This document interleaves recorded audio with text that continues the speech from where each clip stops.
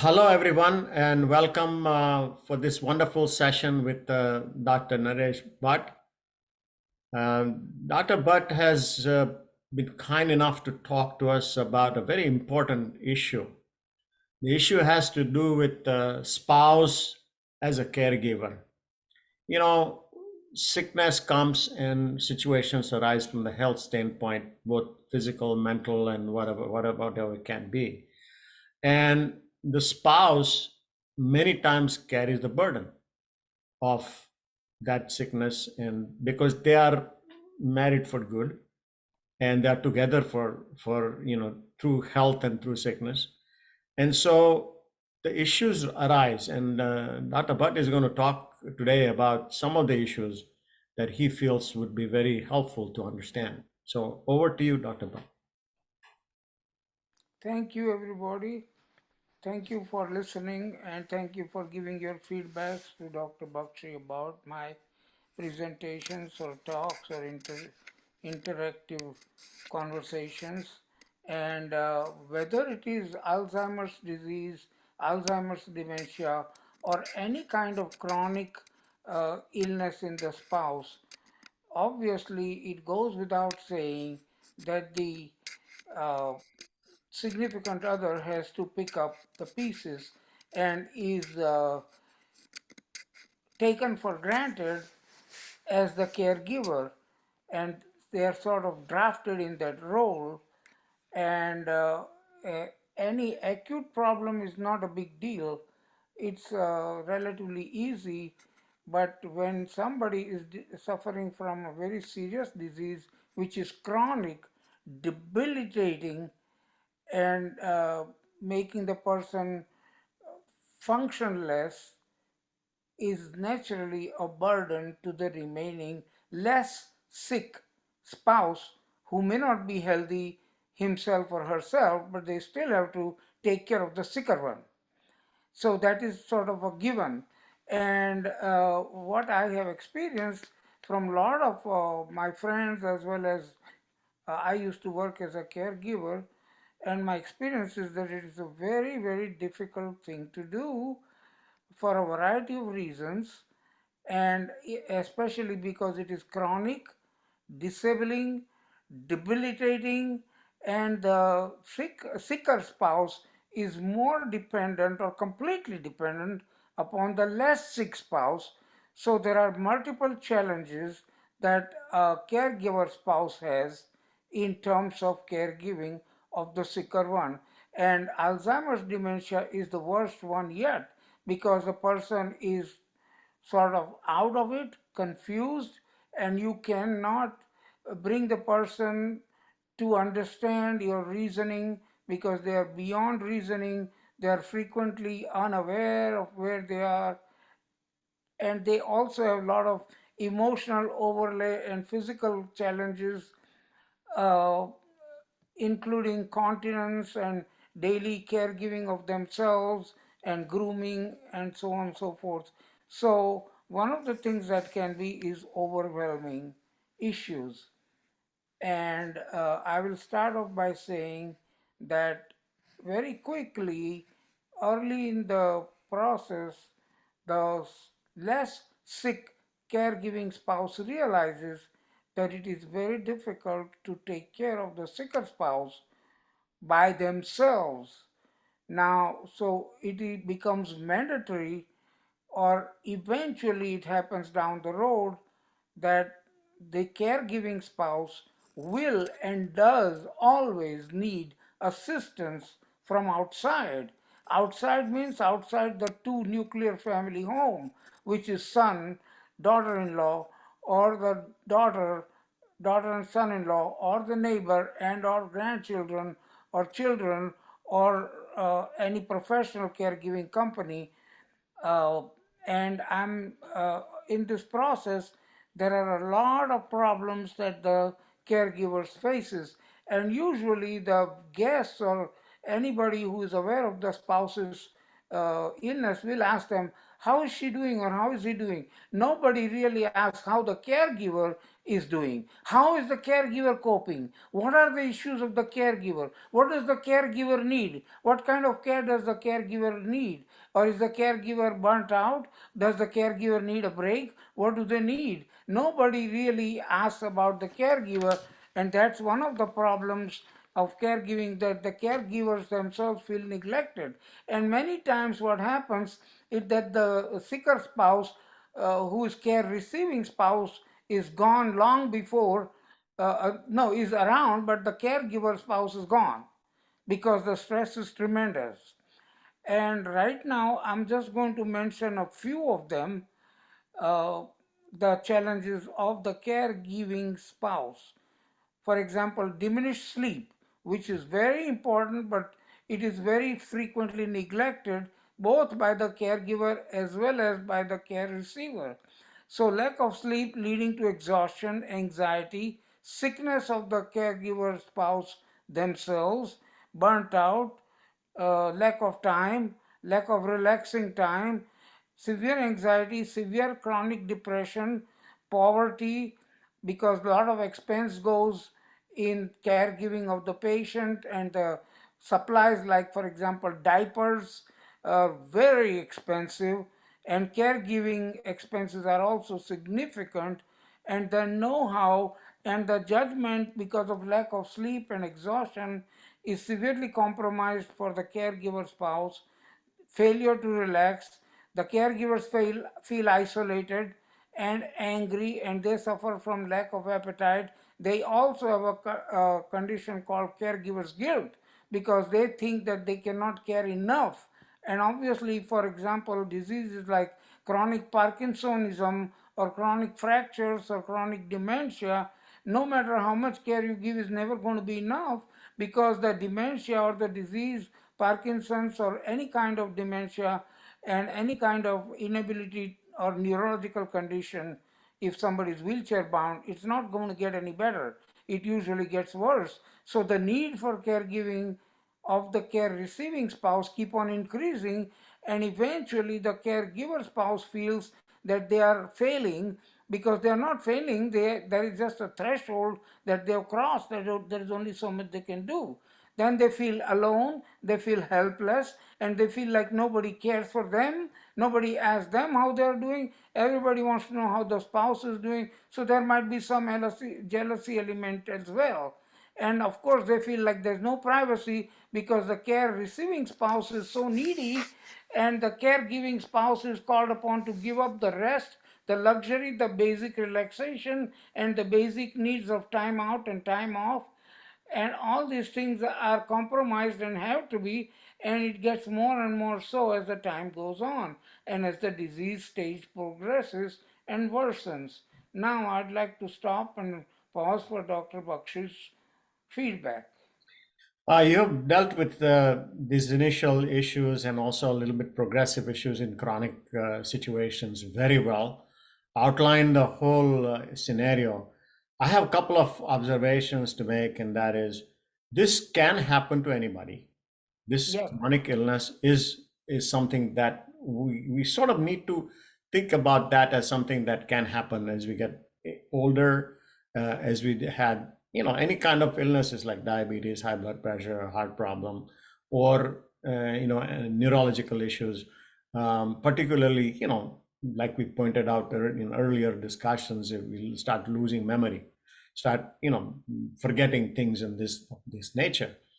One of the key things that I want to sort of mention is the fact that expectations of the spouse before anything started, they were normal relationships before. Let's assume that they were normal and they had some expectations from each other. Would there be a place for having sort of a preparedness of saying how one person takes care of each other? That's one question I wouldn't going to raise in terms of seeing a possibility and how this can be addressed. The second question I'm going to raise here, and just these are pertaining only to the areas that you have talked about. There's a lot more to talk about, I'm sure. But the second part has to do with what you pointed out, has to do with the caregiver needing support. In that support, my question is not only the physical part, but knowledge part of what the disease process is and how what can happen. And many times they are missing because they're not necessarily a medical personnel, or even medical personnel may not know what this particular disease is and how they can progress and what are the things that are needed. So the learning and education support also may be something that might be worthwhile. So besides that, these are just the initial 2 points of what you're saying. Any comments on these two? Yes. Uh, from my personal experience and experience of others that I have seen in last 10 years, I've been living in Shantiniketan too, in Florida, and I have seen a lot of my friends, and one of the spouses always gets sicker earlier and more than the other one, and then it's like a given that the remaining spouse who is less sick has to do it whether they like it or not. And from my experience, it's like getting an accident. Like when you have your first car accident, it's like you ask yourself, how can you get prepared for an accident? And my comment answer is no, you cannot. Because unless you are drafted in Army, Navy, or Air Force, you don't really know what it is to get drafted. Right. And I call it to have some add some element of fun. I call it spousal internship in my Nice. How about layman's that? medical Yep. term. Yep. And even though I'm a physician, I've seen a lot of other physicians who are in the same condition, the same role as I am, that you have to do it whether you like it or not. And nobody that I know of is ever prepared for what is going to happen. For example, I have a lady internist who had to have take care of her husband with Parkinson's for 22 years. So that's not a short time. And it's a slow draining process for the spouse. Even though you are a physician, does not mean that you are better equipped. Even though you may understand the pathology or the disease, you're still not better equipped at caregiving, True. because writing prescriptions is entirely a different ball game, Right. or doing surgery is an entirely different ball games from actually being a 24/7, 365 day a year caregiver. There is no remuneration, there is no time off, there is no sick leave, and you are always on call. And I always make fun that a bad back and a bad spouse or a sick spouse is nothing like a bad employee or a bad patient.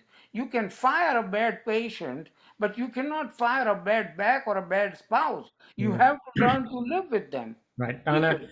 So And you cannot prepare for that. right, what It's you're something pointing that out you is go true. along and learn gradually. Right.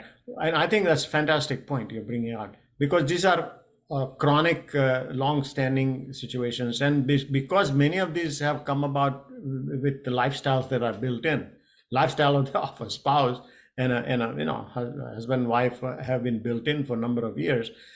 They need to be changed because one is sick and they're needing quite a kind of number of support that you're talking about, that the lifestyle of the caregiver also starts changing, and this is Yeah. something very very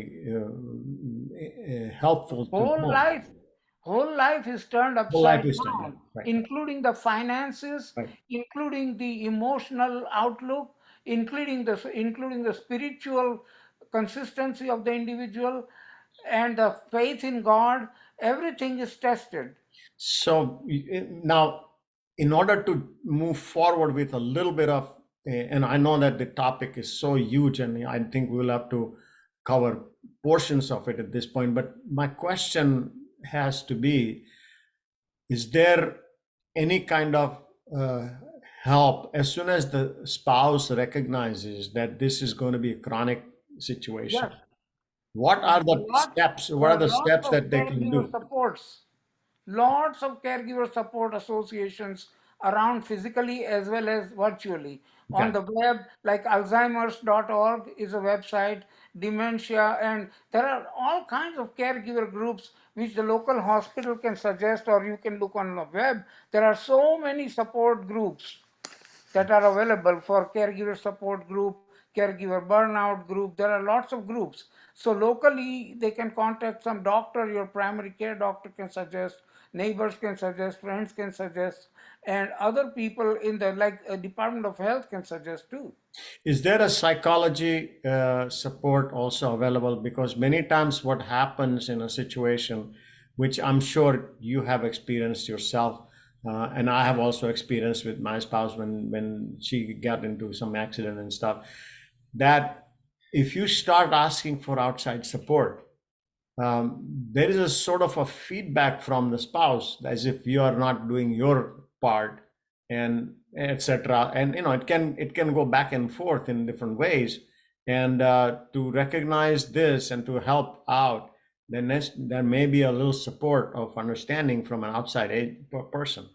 Well, the thing is to do is to contact the local doctor, and in order to cope with this particular problem you need to get talk in touch with the nurse. For example, if you have sick spouse and his nurse is there or her nurse, the nurse can direct you, or you can get your private counselor and go for caregiving support Right. individually on one. There are psychologists who will do that. Plus, if somebody has cancer and you're taking care of cancer patient, there are hospice supports, cancer groups, breast cancer group, this cancer group, that cancer group, Parkinson group, chronic disease support group. Local hospital will have all kind of resources, and yes, you should. And I think it's mandatory, not optional. I think I would highly recommend that the caregivers get an ongoing, continuous support, because the problem is never going to go away unless the person dies. And unfortunately, there is a profound, long period of time, like 20 to 30 years, before the person starts the illness and finally dies. So Mhm. in between, you can be robbed of your entire lifetime savings of happiness, joy, some satisfaction of life, spiritual integrity, uh, all kinds of issues, finances. So you need help, and such help is available. But only thing, you have to look around and ask around, then you will get it. Right. Even their pastors, they have pastoral care, they have all kind of spiritual care in Indian temples. All religions, they have care support groups, churches have support groups. So all these supports are available. The people have to go out and reach out and ask. So I have a question for you in your situation, since you are very much near that. In Shantiniketan or many of these adult, retirement communities, do they have some support group like that in some of the communities that you are No, aware they of? do not. They do not have formal support groups. I think because they don't have enough people who are interested or able or willing to do that.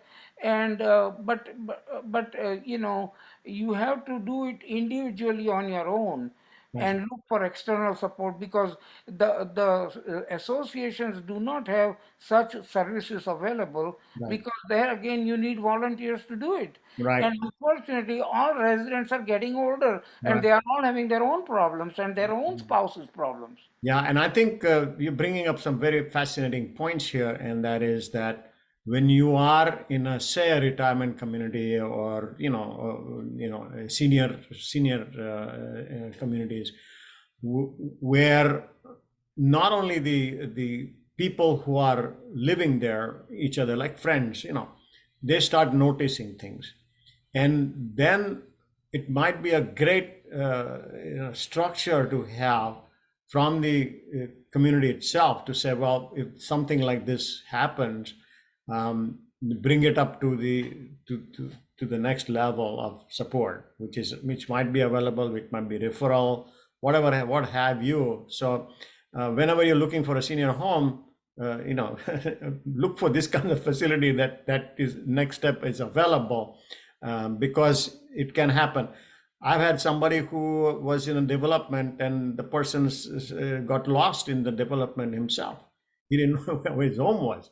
So this thing can certainly happen. And so awareness, what we are pointing out here in terms of completing our present conversation for today, is the fact that increasing awareness of the fact that there are a huge number of problems for the caregiver, which are from physical, mental, emotional, time, rest, and all that, and plus financial, as which you're mentioning, all this.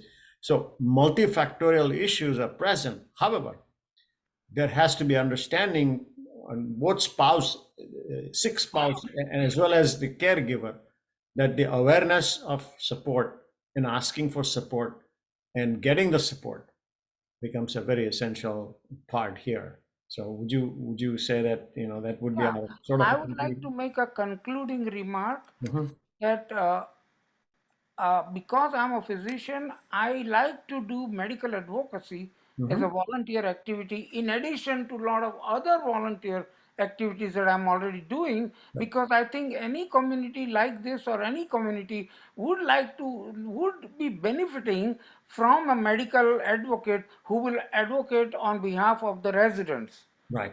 to help them negotiate with the medical personnel. I think And this I'm is happy to do it, and I'm doing it to some extent. And more doctors, if they get involved, that will be better. But not every physician is interested or able to or willing to.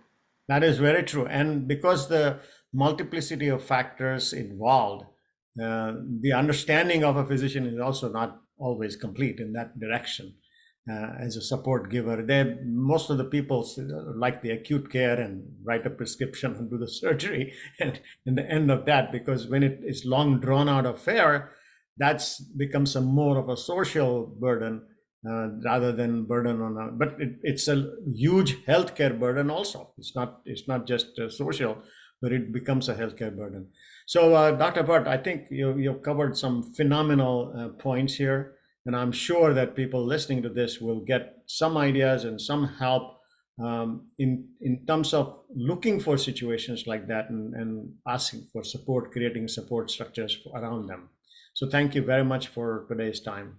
You're welcome. I would appreciate just one more thing I'd like to mention to you, that especially on the segments that we are doing, I would like one-on-one feedback. If somebody wants to reach out, Sure. you can send me their information, email. I can respond Right. individually on one also, Right. and I'll be glad to do this. And this or any other topic, I would be willing to share more with you on once a So month basis. yeah, so this is going to be on a YouTube, and so anybody listening to this, please give me a feedback on the YouTube, and I'll make sure that Dr. Butt gets the feedback Yes. and gets appropriate response from him and Appreciate support from him either. Also, you asking me for coming on your show or YouTube video section, whatever you want to call it. most Thank welcome you. and thank you very much. Talk to you again. Bye bye.